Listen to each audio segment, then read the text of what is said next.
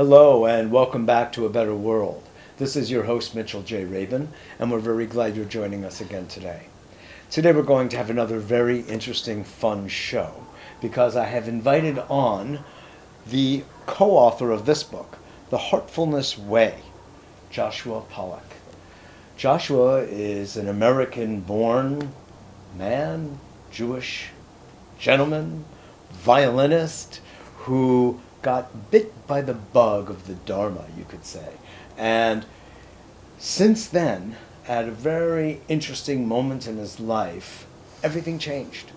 And he became truly enamored and since impassioned about the way of the heart, the Heartfulness Way, of course, that's the name of the book, and a spiritual endeavor that's been carrying him really straight across the world. So he stopped off in New York, and we're very glad to have him on. We had him on the radio show recently as well, and we're going to dig deeper into what is the Heartfulness Way, what is this path about, and how it differs from others, and what is the richness that they are finding, those practitioners who are actually all over the world at this point, even though it's sort of a little bit below the radar, it's having some very powerful effects on a lot of people's lives. So, Josh, great to have you. Thank you. Absolutely. So you're doing some beautiful work, and it's resonating across the larger field of the planet, and that's good. You have a co-author, you have been now an inheritor of a certain legacy, if you will, a certain lineage. And of course, India is rich with different lineages and families and ancestors who have been teaching the inner secrets of the nature of reality, of the nature of mind, and also the nature of health as well. So you're part of, and when you mix that with the Jewish, you've got like the whole world covered. I'm just having some fun. But first of all, would you just tell us what is it about this particular way, this path, that is, in your words, distinct from others that might be similar and even from the same culture? Well, I think that, I can't compare it with everything because I haven't done everything to be able to compare it. Mm-hmm. I'm familiar with a number of paths. I've tried different types of meditation, for instance. Yes.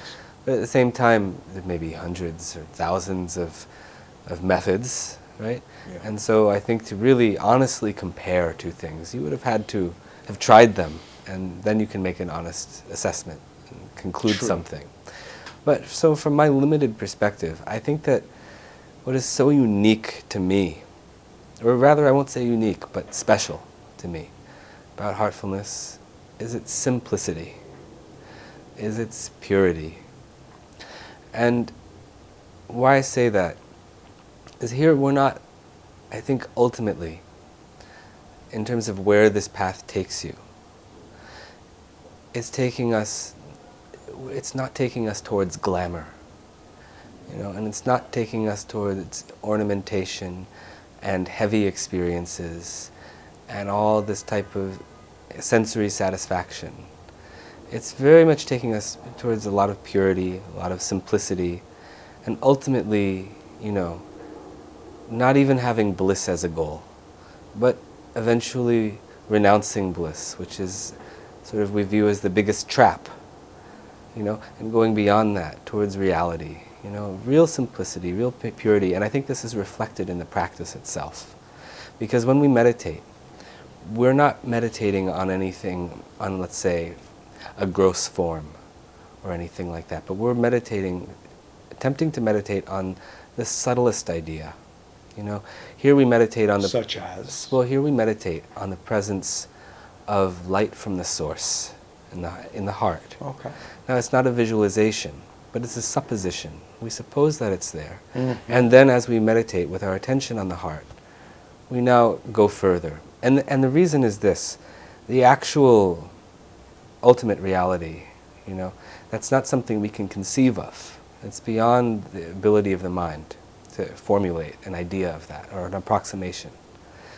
So to meditate upon that thing, they say that what you meditate upon, you become.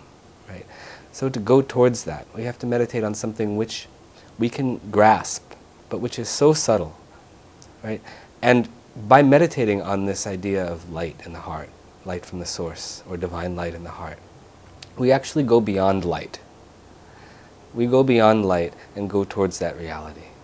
So it's a very, very subtle meditation, and you don't even have to have the idea of light so much while you're meditating. You just have the supposition of it in the beginning. And then meditation itself, I think to have an idea of the object of meditation becomes very artificial at times. We just close our eyes and sink into meditation. And that's all it is.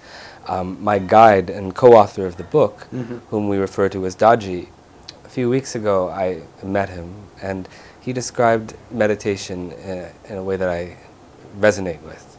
He said, it's like falling endlessly into a bottomless chasm.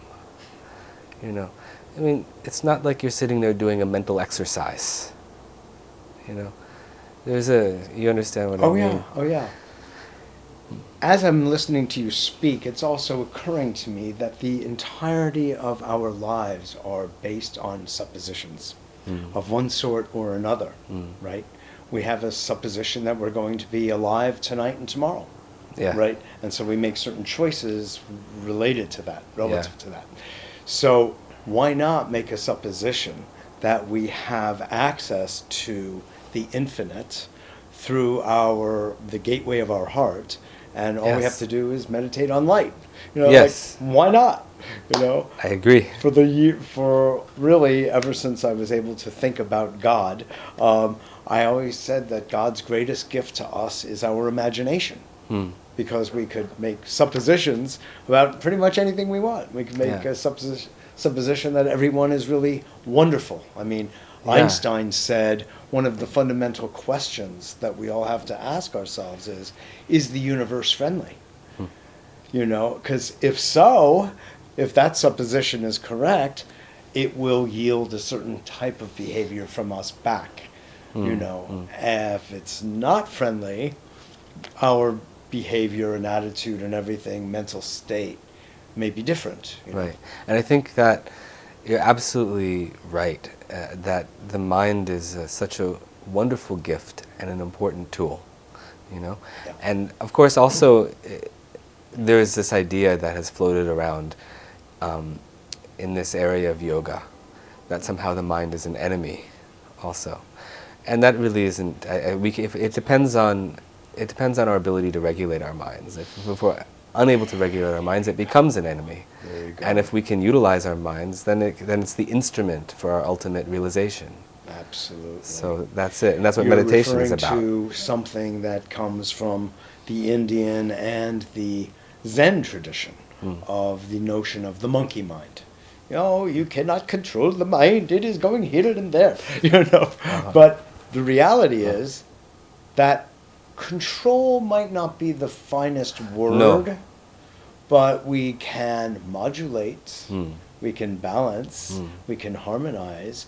Maybe more than anything, we can kind of observe. Your comments? Agreed. I mean, we're controlling the mind. What a pleasure. It's been we're great done here, talking right? to you. No, I mean, controlling the mind, I agree, is an exercise in futility.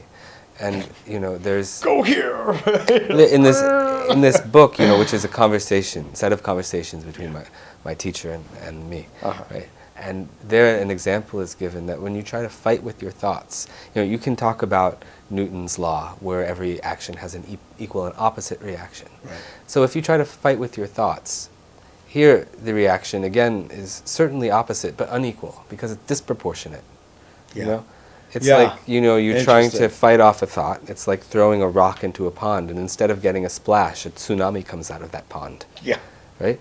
Yeah. So that's kind of the way it is with the mind. It's almost geometric response. So what we learn here is that there are two things. Number one is that we can't force the mind to settle upon its object when we're meditating. And so this idea of concentration, I don't think is so helpful when we're talking about meditation. But instead, something has to actually attract our attention, you know, an inner experience has to attract your attention. And that's sort of what this is based upon, this heartfulness approach. But then you get, Josh, sort of a diffusion of attention from that point of view. An expansion. We're talking about expansion, not Okay. focus. Okay. So a 360-degree Do you awareness. see the value and benefit of both, of both, depending on context? of both expansion and contraction? And focus, yeah. Yeah, well, focus is something that, I mean, focus is good, but I'm going to differentiate between focus and concentration. Okay. Okay, because concentration is something with an attempt behind it, I as can far as I abide by understand. that. I can You know, abide by that, yeah. Focus is good. To be settled is good. Yes. But to actually try to use force to create that state of focus becomes counterproductive. And that's what I understand as concentration. I understand. So what we're It's doing... a heavier hand. Yes, toward- exactly. Yeah, no, I So get we- it. It's an exertion, it's yang energy, and nothing wrong. It's just to optimize the inner experience, Right. you're not forcing anything. Because if you're supposed to have If anything, peace... you're dwelling upon. Yes, As exactly. we say in the ancient texts, right? Yes. And in order, if you want to have relaxation and peace and balance and all these things, it's not going to be easy if you're spending so much energy and stress trying to force your mind into a certain box. Absolutely. You know what I mean? So if we can actually rest the mind upon a subtle thought, then it becomes very, very helpful.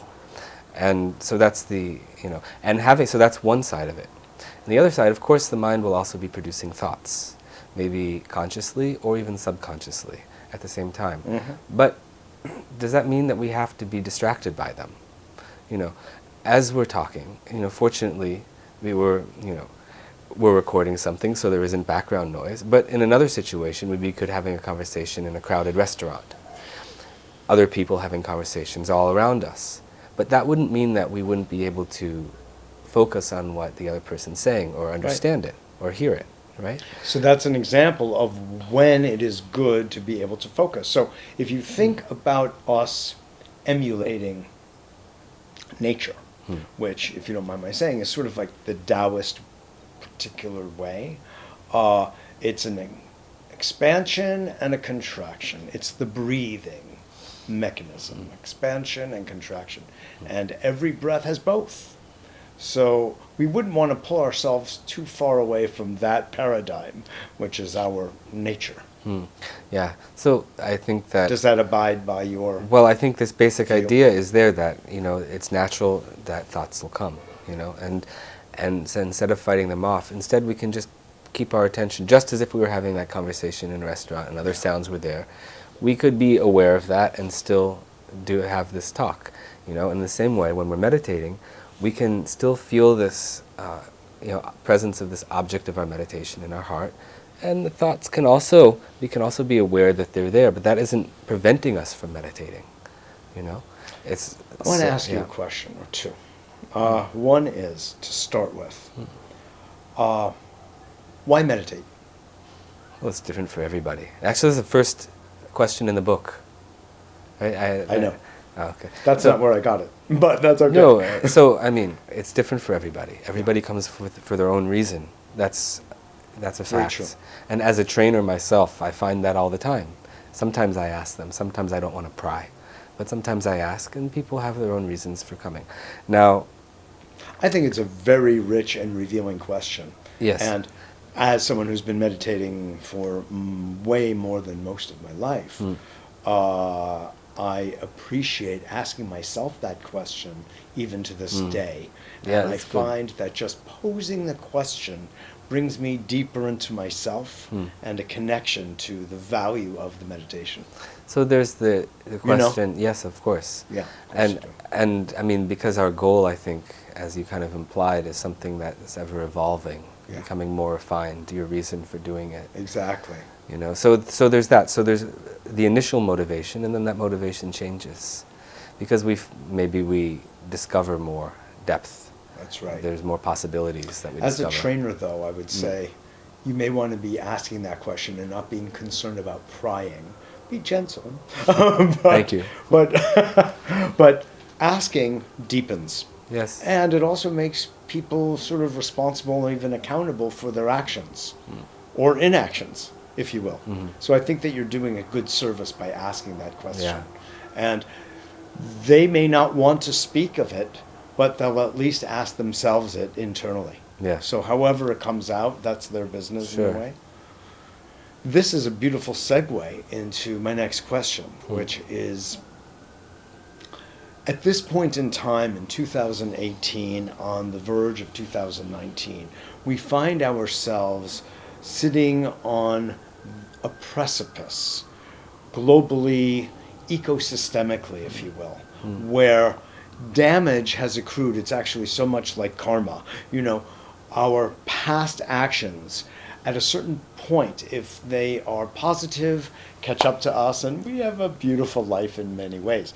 And if they are negative, if we've been mean to people, if we've been hurtful to people, if we've been selfish, etc., it will come and bite us in another way, if those, that is, subscribe to the notion, which I consider a matter of physics, of karma.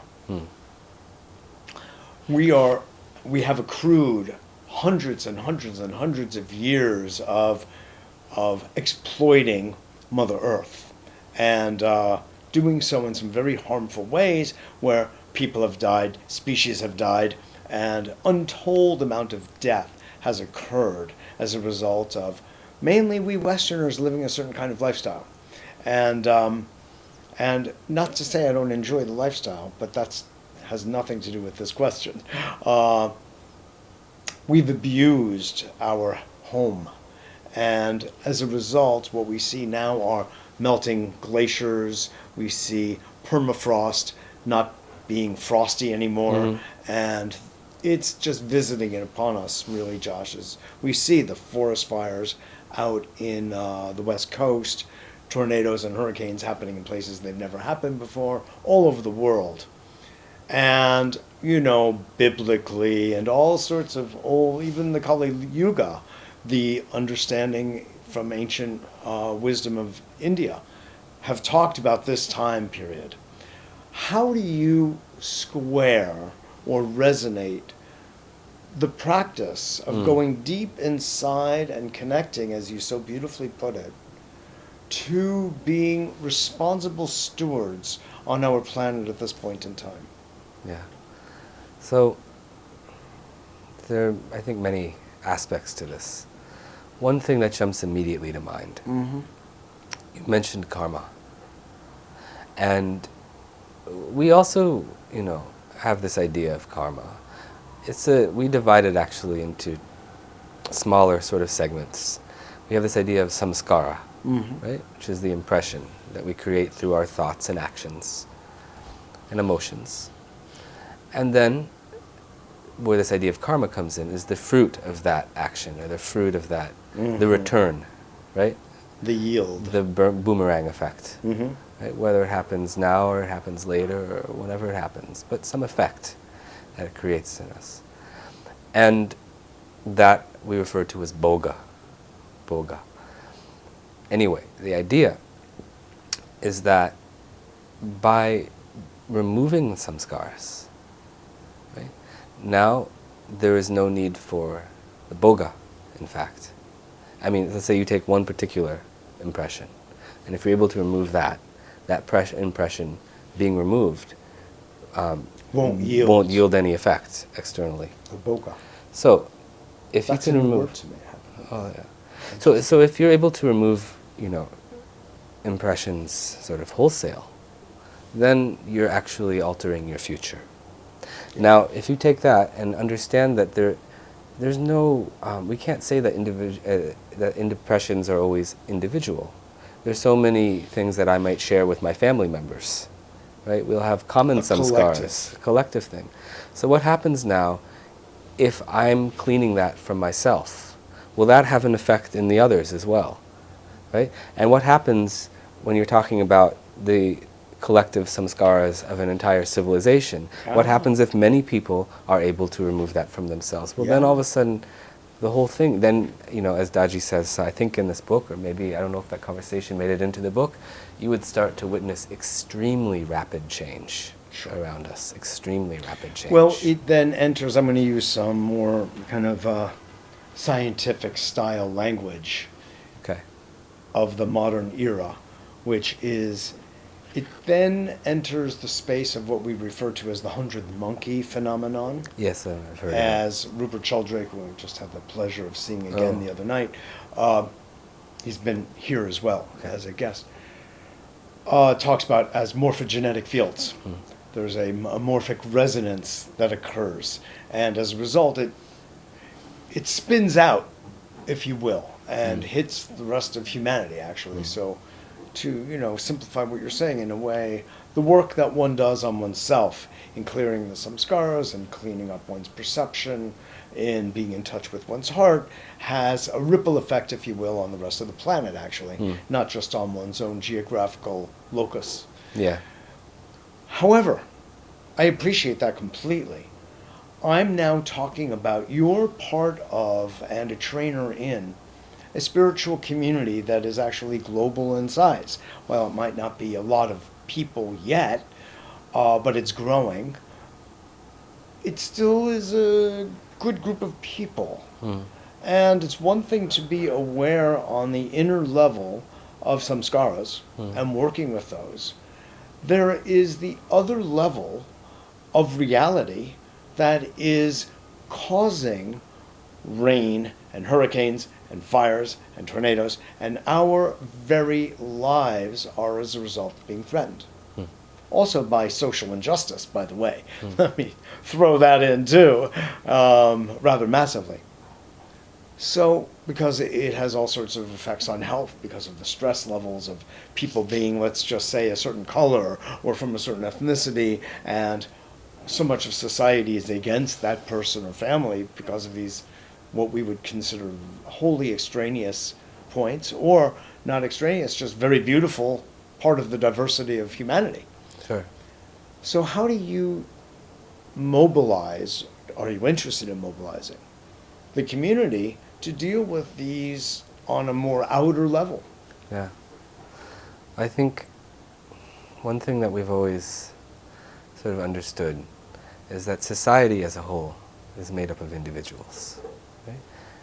And I don't think you can enforce change, societal change, in an effective way without addressing it at an individual Unless you're level. Stalin.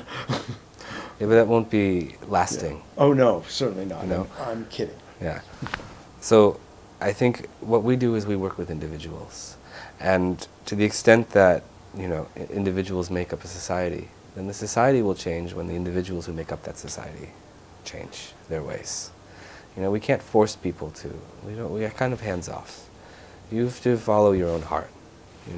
Here's a practice that'll help you to follow your heart. I understand. A practice that'll help you to change your consciousness, so that there's none of this aggressiveness, there's none of this prejudice. There's love, there's compassion, there are all the beautiful things about human beings, that we're living with that constantly, we're in touch with that constantly. So you could never do these things, you wouldn't be able to do these things, So when you're so sensitized to your heart, that wouldn't be possible. So we're providing a practice. Totally appreciate right? that. Yeah. And this practice will help people achieve that, and to those, and for those people, then there'll be some change. To the extent that other people value it, then there'll be change. But we're not in a position to tell people to change their behavior or preach, about anything. No, I understand. Every group, every teaching has its own nature. And you're making it clear what yours is and what it is not. And I appreciate that.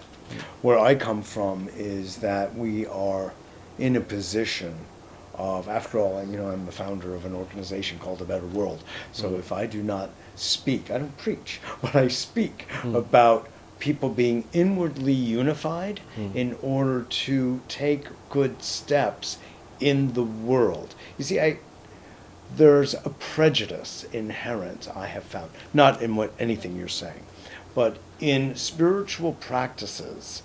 Over the centuries, I have seen there is a prejudice. It sounds funny, but not only has there been prejudice between men and women, but there's actually been a prejudice of the inner life being more important than the outer life. And you probably have found that in your comings and goings in the space. But I see that, and I say, no, that's not fair. They're both of equal importance. Yeah. They're both beautiful. Of course. Yeah. That's absolutely true. I mean, Uh-huh. the whole thing is that through practice, the inner life, the inner dimension gets clarified, very much. But then, of course, through willingness, we can make our outer living and our outer behavior match that inner purity, you know. So that's something, that's our own business. Absolutely. To do that. Otherwise, there'll be discord between inner and outer. And in fact, we want union, which is, of That's course, the right. meaning of yoga. That's right. So Exactly. So we're not talking about boga, we're talking about yoga. now we're talking about yoga. That's right. Right. Well, I appreciate that very much. Well, you know, you're doing beautiful work, Josh, and I just am thrilled to have you on here today. Thank you. And sharing your wisdom with us and your experience. I'm really happy to be here. So Thanks. glad. I'm so glad. So please continue on the Dharmic path. Yes, sir. This is Mitchell J. Rabin for A Better World. I hope you enjoyed that as much as I did.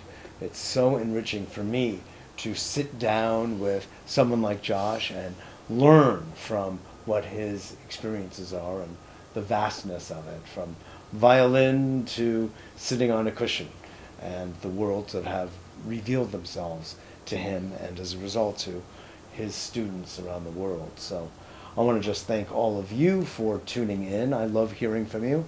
Make sure to send me an email at mjr@abetterworld.net, mjr@abetterworld.net. I'd love to hear your thoughts and feelings and comments.